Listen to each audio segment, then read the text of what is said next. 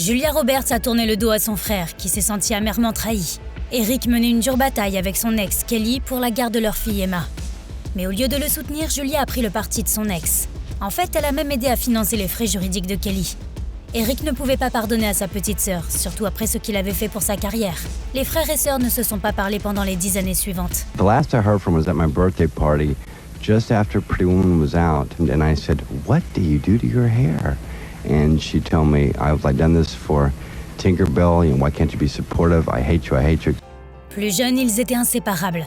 En tant que frère aîné de 10 ans, Eric était très protecteur envers Julia. Enfants, ils ont dû compter l'un sur l'autre lorsque leurs parents ont divorcé. En plus de cela, Julia et Eric bégayaient tous les deux. Cette lutte commune les a rapprochés encore plus. Et même le bégaiement n'a pas pu les empêcher de se lancer dans le métier d'acteur. Bien avant que Julia n'atterrisse à New York, Eric s'était construit une grande carrière d'acteur. Alors comme le font les frères et sœurs, il a aidé Julia à faire ses premiers pas à Hollywood. Je lui ai obtenu le premier rôle, mais elle m'a tourné le dos pendant des années. Eric a également dit que Julia n'aurait pas été célèbre sans lui. Cela a commencé à ressembler à de l'envie car la célébrité de sa sœur avait éclipsé la sienne. Mais leur différend pendant la bataille pour la garde des enfants a révélé un vilain secret. À l'époque, Julia ne pensait pas qu'Eric était capable d'élever un enfant. Il s'avère qu'il avait un long passé d'addiction.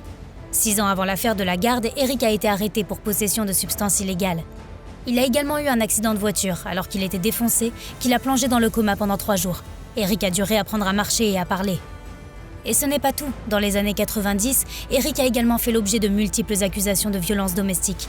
Pendant longtemps, Julia a essayé de l'aider, mais Eric ne voulait pas d'aide et elle en a eu assez.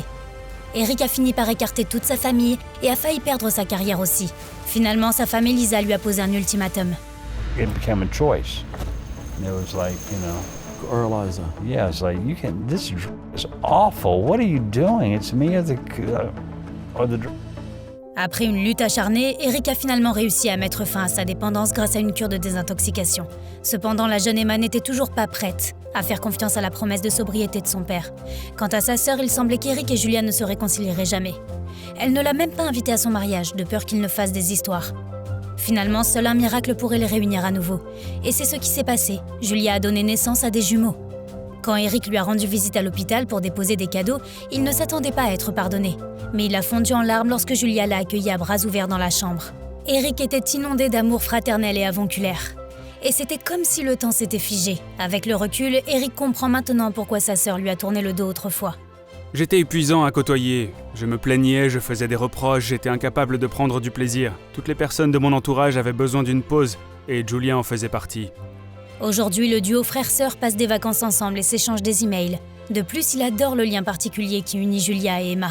They look so much alike that I love pictures of them when they're side by side. They're both such Robertses. I truly love seeing them together. Julia et Eric nous rappellent que parfois, ce qui ressemble à une trahison peut en fait servir à vous pousser dans la bonne direction.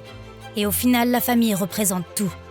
On peut se disputer, mais il est important de se réconcilier tant qu'il est encore temps.